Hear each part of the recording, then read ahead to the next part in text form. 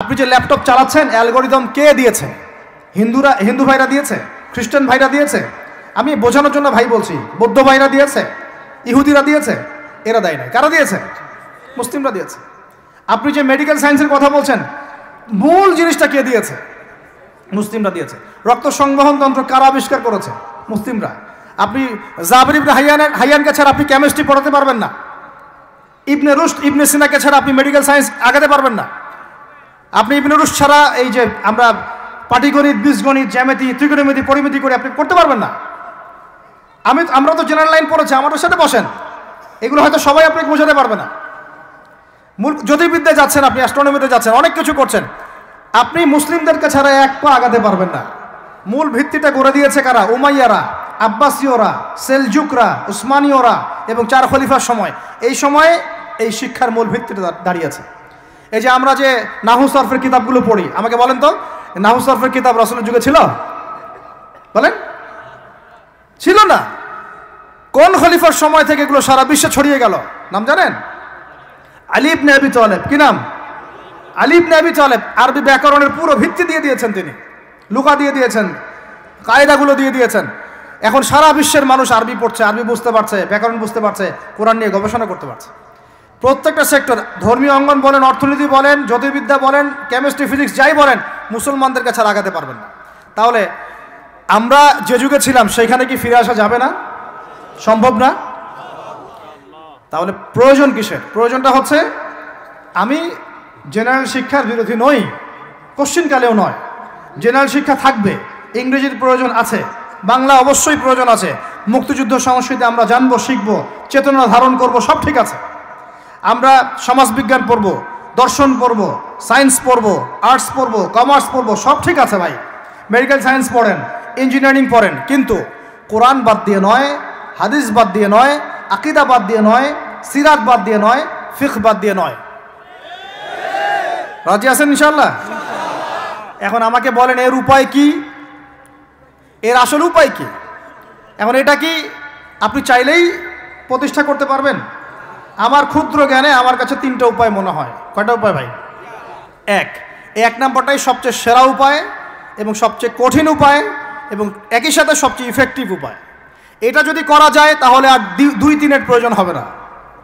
সেটা হলো, জাস্ট যদি আমাদের ঊর্ধ্বতন কর্তৃপক্ষ, আমাদের শিক্ষা মন্ত্রণালয়, আমাদের গভর্নমেন্ট, আমাদের প্রশাসন, আমাদের সরকার, তারা যদি একটা টেবিলে বসে ওলামায়ে কেরামদেরকে নিয়ে বসে, প্রতিভাবান ইয়াংদেরকে নিয়েও বসে, শিক্ষা নিয়ে যাদের অবদান আছে তাদেরকে নিয়ে বসে যদি একটা শিক্ষানীতি প্রণয়ন করে যে না, আমাদের দেশটা মুসলিম কান্ট্রি, বেশিরভাগ মানুষই মুসলমান জনগণ, মুসলমান যুবক, মুসলমান যুবতী, মুসলমান শিশু কিশোর বেশিরভাগই মুসলিম, অ্যাজ এ ডেমোক্রেটিক সিস্টেম এখানে বেশিরভাগই মুসলিম, তাহলে তাদের স্বার্থ বিবেচনা করে আমরা একটা শিক্ষানীতি প্রণয়ন করি না কেন?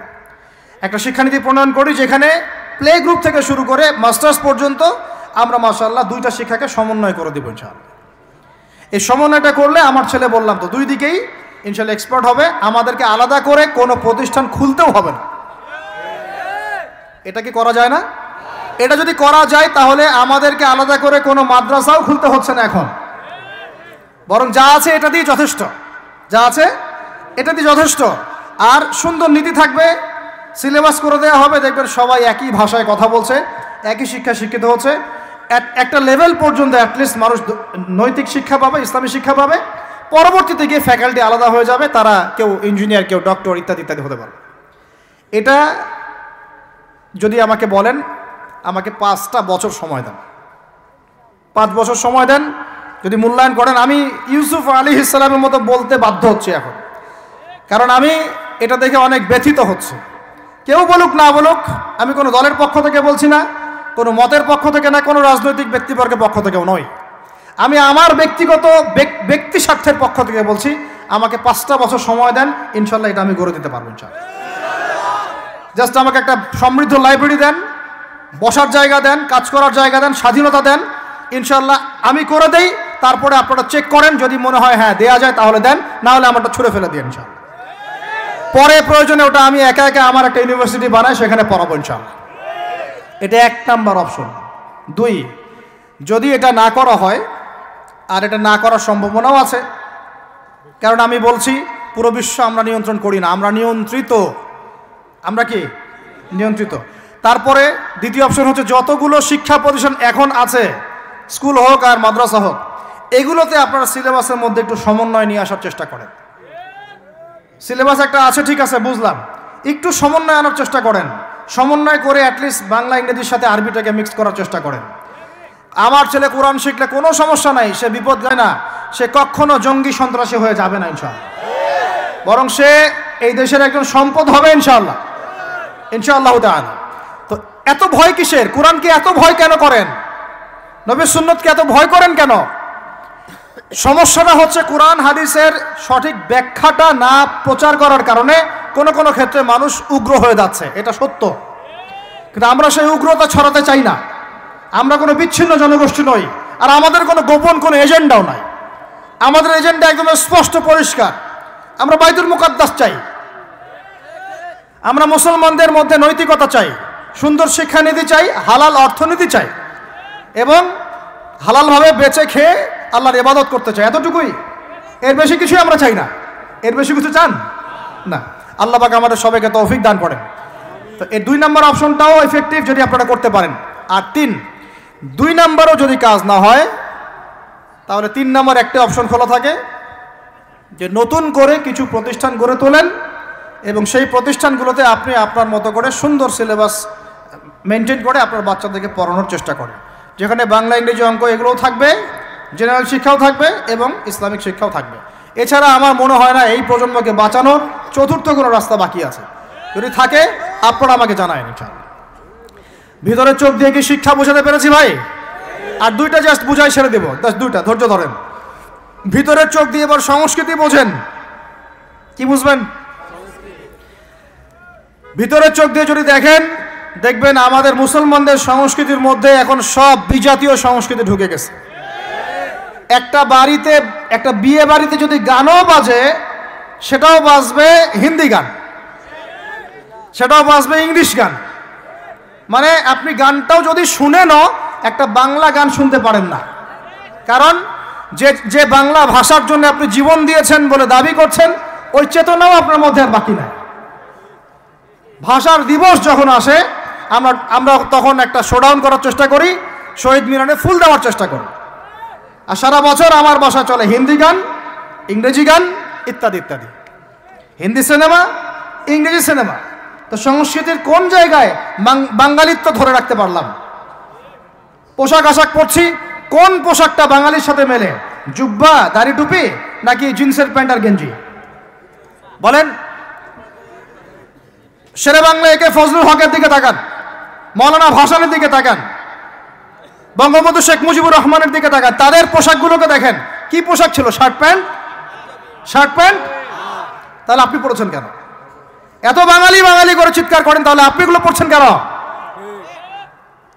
কথা বলেন। আমাদের বাপ দাদারা বাঙালি ছিলেন, খাঁটি বাঙালি, তাহলে আমরা কেন এখন জয়ীফ বাঙালি হলাম কেন? জাল বাঙালি হলাম কেন? আপনার বাসার কমোড পর্যন্ত ইংরেজদের আদলে গড়া। সবকিছুই খাবার অভ্যাস, খাদ্যাভ্যাস, আপনি পিৎজা বার্গার ছাড়া খাইতেই পারেন না, খাদ্যাভ্যাস ইংরেজদের। তারপরে খাওয়া হালাল না হারাম সেটা প্রশ্ন করছি না আমি। আপনি প্যাশনেট না তো আমাদের সংস্কৃতি নিয়ে। আমাদের সংস্কৃতির মূল জায়গাটা কই? পাঞ্জাবি পায়জামা তো পড়ছেন না, এটা আমাদের সংস্কৃতি ছিল। ঢিলেঢালা পোশাক পরতাম। আমাদের সংস্কৃতি ছিল মাছে ভাতে বাঙালি। ওই মাছ তো ফরমালিন দিয়ে সব নষ্ট করে ফেলেছেন।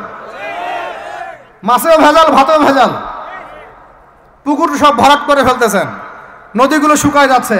নদীমাতৃক বাংলাদেশ, নদী কোথায়? নদীতে পানি কোথায় বলেন? পানির ন্যায্য হিস্সাই বা কোথায়? আমাদের কি পানির ন্যায্য হিস্সা দেয়া হচ্ছে? তাহলে আমরা কি দাস হয়ে থাকবো নাকি? আল্লাহ পাক আমাদেরকে বোঝার তৌফিক দান করেন। সংস্কৃতি দেখেন, সংস্কৃতি কি ছিল আমাদের?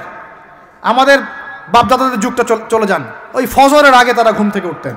আসসালাতু খায়রুম মিনান নাওম, কানে গেলে ঘুম থেকে উঠে যাইতেন, নামাজ পড়তেন। বাংলার ঘরে ঘরে কোরআন তেলাওয়াত শোনা যাইতো। এখন কি শোনা যায়? ফজরে পুরা ঘুম। প্রথম কাতারে আপনি যে কটা মানুষকে পাবেন, তার মধ্যে 90% দাড়ি পাকা। যুবকদেরকে আপনি পাবেন না। এরা ঘুমাচ্ছে রাত 3টায় 4টায়, 3-4টা পর্যন্ত এরা ফেসবুক, ইউটিউব, টিকটক এবং মেয়েদের সাথে হারাম অ্যাফেয়ার্স। এই ছেলেরা কি আদতে বাঙালি? এরা কি বাঙালি? না আমরা মুসলমান হতে পেরেছি ঠিক মতো, না বাঙালি হতে পেরেছি ঠিক মতো। যখন ইংরেজ বিরোধী বিদ্রোহ চলছিল না, তখন বাঙালিরাও কবিতা লিখেছিল হিন্দিতে। আপনারা তো এগুলো হিস্ট্রি পড়েনও না। তখন তারা বলতেন, একটা স্লোগান দিতেন, सरफरोशी की तमन्ना अब हमारे दिल में है, देखना है जोर कितना बाजुए कातिल में है। বুঝেন না এই কথা? আমাদের মনের মধ্যে এখন সরফরোশি কি তামান্না, স্বাধীনতার চেতনা আমাদের মনের মধ্যে এসেছে। দেখার বাকি আছে জালেমের বাহুতে কত শক্তি আছে। আপনারা এখন কাজী নজরুল ইসলামের কবিতা পড়েন না। এক ভাই কবিতা আবৃত্তি করেছিলেন এখানে, খুব সুন্দর হয়েছে, মাশাআল্লাহ মাশাআল্লাহ। এগুলোর চর্চা কোথায়? সংস্কৃতি নিয়ে যে আমরা এত বড়াই করি, বলেন বাঙালির সংস্কৃতির চর্চা কোথায়? কাজী নজরুল ইসলামের কবিতা আমরা আমাদের পাঠ্যপুস্তকে পড়েছি। ওমর রাদিয়াল্লাহু আনহুকে নিয়ে কবিতা ছিল, মনে আছে? মনে নেই, ভুলে গেছেন? আমরা পড়েছি, মনে নেই আপনাদের? আস্তাগফিরুল্লাহ। উমর ইবনে খাত্তাব আমিরুল মুমিনিন, তোমার কি জানি, তোমার স্মৃতি আজানের ধ্বনি না, জানে না মুয়াজ্জিন। আমি ভুলে গেছি, অনেকদিন আগে পড়াইগুলো, আমি চর্চা এখন করি না। তো মুয়াজ্জিন জানে না যে হে আমিরুল মুমিনিন, তোমার স্মৃতিতেই এই আজান দেয়া হচ্ছে। মানে আমিরুল মুমিনিনের যে স্বপ্ন, এখান থেকে কিন্তু আজানের ইয়াটা আসছে। আর যায়েদ ইবনে সাবিত রাদিয়াল্লাহু আনহু স্বপ্ন থেকে তিনি হেঁটে যাচ্ছেন, একবার উটের পিঠে ভৃত্যকে বসালেন আর ভৃত্যকে নামালেন, তিনি উঠলেন, উনি নামলেন, ভৃত্যকে উঠালেন, এভাবে পায়ে হেঁটে হেঁটে বাইতুল মুকাদ্দাস পর্যন্ত গেলেন। জানেন না আপনারা এগুলো ঘটনা? কোথায় এগুলো, কোথায় এখন বলেন? আছে পাঠ্যপুস্তকে? ঢাক, ঢোল, ডুগি, তবলা কি শুরু করেছেন আপনারা? আসলে আসলে বাঙালি সংস্কৃতি বলতে কি বোঝাচ্ছেন? আহমেদ সফার নাম শুনেছেন? তাকে ছাড়া আপনি বাঙালি সংস্কৃতি কোথায় পাবেন? এই বাঙালি সংস্কৃতির ভিতরে এই যে ওলামায়ে কেরামের অবদান, এটা আপনি কিভাবে অস্বীকার করছেন? আমরা এখন পড়ে আছি কয়েকটা বিষয় নিয়ে। দেখেন, গান বাজনা, ঢাকঢোল, ডুগি, তবলা এবং এমন কিছু সংস্কৃতির নামে কাজ যেগুলোর মধ্যে শিরক আছে অথবা বেদাত আছে অথবা কুফর। আপনি রাস্তায় হাঁটছেন বানরের মূর্তি নিয়ে, বানরের সাথে আপনার কি সম্পর্ক? বানরের সাথে বাঙালি সংস্কৃতির কি সম্পর্ক? আমরা কি বানর থেকে আসছি? তাহলে বানরের মূর্তি আমি হাটে নিয়ে হাঁটবো কেন? বানর থেকে আসছে কারা? ওই যে শনিবারে যারা মাছ ধরতে নিষেধ করা হয়েছিল, তারপরেও মাছ ধরেছে, আল্লাহ পাক বলছেন ওদেরকে বানর বানিয়ে দিয়েছে।